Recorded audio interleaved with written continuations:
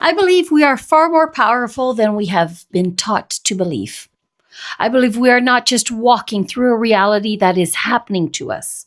I believe we are participating in its creations. Through what we believe, through the programs we carry, through what we repeatedly think, through what we emotionally embody, through what we believe about ourselves, other people, and the world around us. And I don't mean that we control everything. We don't. There are outside forces, there are circumstances, there are other people making their own choices. There are things that happen that we never saw coming.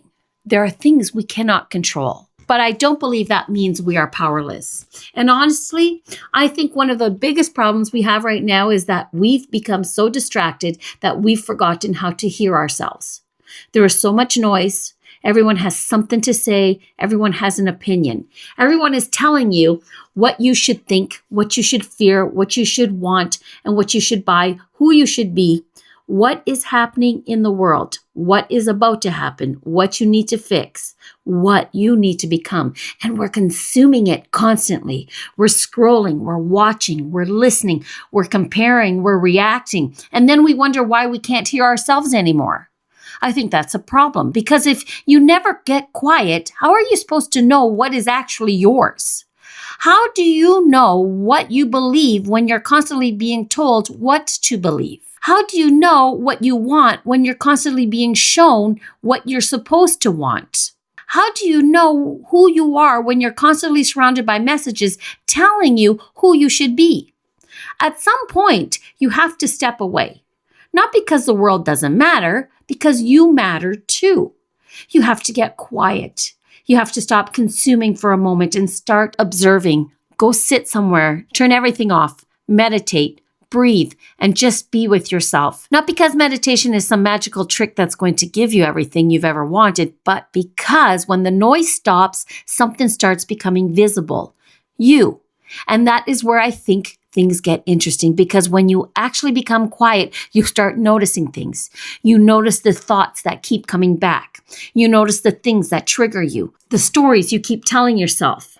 You notice what you're afraid of. You notice what you expect. You notice what you believe is possible for you. And you notice what you believe is impossible. And you start seeing the programs, the things you have been running automatically for years. Maybe you learned them from your parents, maybe from your environment, maybe from experiences that happened to you. Maybe from things people said about you when you were young. Maybe from things you decided about yourself because of what happened to you. And eventually, those things become so familiar that you stop questioning them. They become part of your identity, and then you live from them. You react from them. You make decisions from them. You choose from them. You interpret everything through them. And then you look at your life and wonder why the same things keep showing up. I'm not saying this because I believe everything that happens to us is our fault. I don't. That isn't what I'm talking about. I'm talking about something much deeper. I'm talking about participation. Because there is a difference between saying everything that happens to me is my fault and saying, I want to understand how I am participating in my experience. Those are not the same thing. And I believe the second question gives you your power back, because once you start seeing yourself honestly, you have somewhere to work. You can begin to question what you've been carrying. You can question the beliefs that have been running your life. You can question the identity you've built around your experiences. You can question the things you have accepted as permanent simply because they've been there for a long time. And maybe some of them aren't yours anymore. Maybe they never were. Maybe they were survival. Maybe they were conditioning. Maybe they were someone else's expectations placed on you so many times that eventually you mistook them for your own voice. And that's where I believe we have to become very honest with ourselves, because it's easy to say we want a different life. It's easy to say we want change. It's easy to say we want freedom. But what are we actually embodying? What are we actually believing? What are we repeatedly feeling? What are we expecting? What are we assuming is going to happen before it even happens? Are we telling ourselves about who we are? Because I believe those things matter. I believe consciousness matters. I believe attention matters. I believe emotion matters. And I believe belief matters. And I believe what we continually embody has an influence on the reality we experience. Not because we are standing in front of a universe demanding that it give us what we want, but because we are not separate from the experience we are having. We are in it. We are responding to it. We are interpreting it. We are making choices inside of it. And those choices come from somewhere. They come from what we believe, from what we know, from what we expect, from what we have become. That's why I don't believe simply changing your circumstances is always enough, because you can change the outside and still carry the same person inside. You can move somewhere else and take yourself with you. You can get into a new relationship and bring the same patterns with you. You can make more money and still carry the same beliefs about yourself. You can change your appearance, your career, your home, your social circle, and still be operating from the exact same internal program. The scenery changes, but the operating system stays the same. And eventually, the same patterns find their way back in. That's why I believe the real work is inward. Not because the outside world doesn't matter, it does, but because the inside is where you can actually meet yourself. And I think we've become so obsessed with changing the outside that we forgot to ask what is happening within us. Because our outside is created with what has been happening within us all this time. We're looking everywhere for answers. We're looking at other people, at other circumstances. We're looking at the news, at the algorithm. We're looking to spiritual teachers. We're looking to books, videos. We're looking at everyone else's interpretation of reality. And I'm not saying don't learn. I'm not saying don't listen. And I'm sure not saying don't seek wisdom. But at some point, you have to stop searching long enough to actually listen to yourself. Because nobody else can do that part for you. Nobody else can sit inside your consciousness and tell you what is true for you. No one else can do your looking. No one else can question your beliefs for you. No one else can decide what you are willing to continue carrying and what you're willing to release. And nobody else can return you to yourself. That's your work. And maybe that's why we have forgotten. We have become so accustomed to looking outside of ourselves that going inward feels foreign. Silence feels uncomfortable. Stillness feels uncomfortable. Being alone with your own thoughts can feel uncomfortable because when everything gets quiet, you can't distract yourself from yourself anymore. And that's why I think the quiet is important. Not because you're trying to escape reality, because you're trying to finally see it.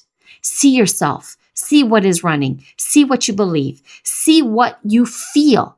See what you have become. And then decide what stays, what goes, what still belongs to you, what doesn't. What do you actually believe? Not what you were told to believe. Not what you inherited.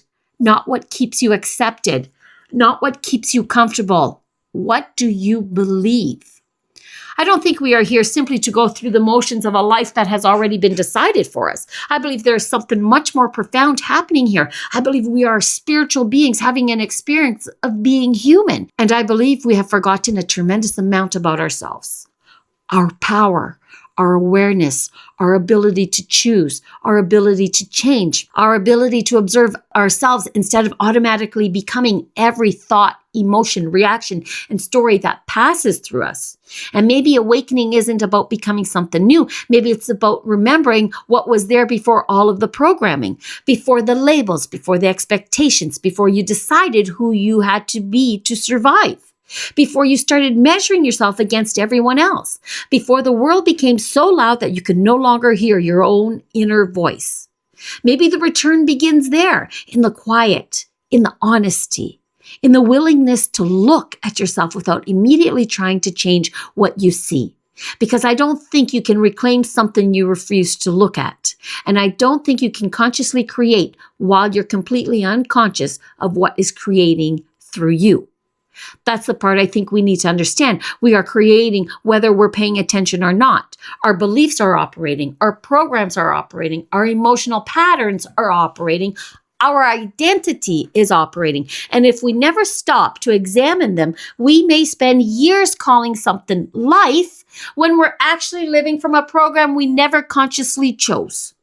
So I'm not here to tell you that you control everything. You don't. I'm not here to tell you that every difficult thing that happens is something you somehow caused. I don't believe that either. I'm saying something much simpler. Pay attention.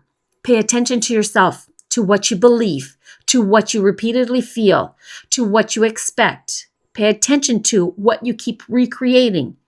to what you keep accepting. And when the world gets too loud, step away from it. Just turn it off. Go somewhere quiet, close your eyes, get into nature, breathe, meditate, and reconnect. Not with some version of you think you should become, but with you, the original you. Because underneath all the noise, all the programming, all the conditioning, all the roles, and all the stories, there is something here, something that can observe, something that can question, something that can choose, something that can change. And I believe this is where our power begins to come back. Not when we finally control the world, but when we stop handing our entire sense of power over to it. That's what I believe.